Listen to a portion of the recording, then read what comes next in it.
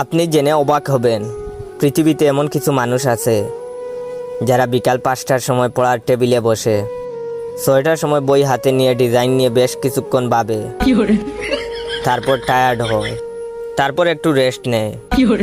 7টার সময় বইয়ের পাতা উল্টাতেই মনে হয় একই, হাতের নখ এত বড় কেন।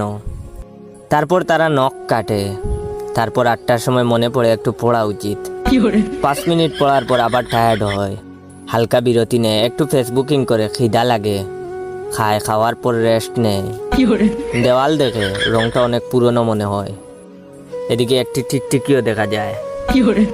তারপর ঘড়ি দেখে 11টা বাজে। তারপর নিজের সাথে প্রমিস করে, কাল থেকে একদম পইরা উল্টাইয়া ফেলামু। এখন যাই জয় ভাইয়ের একটু টিকটক ভিডিও দেখে আসি। প্রতিদিন যারা এরকম করেন তারা অবশ্যই কমেন্ট করে জানাবেন।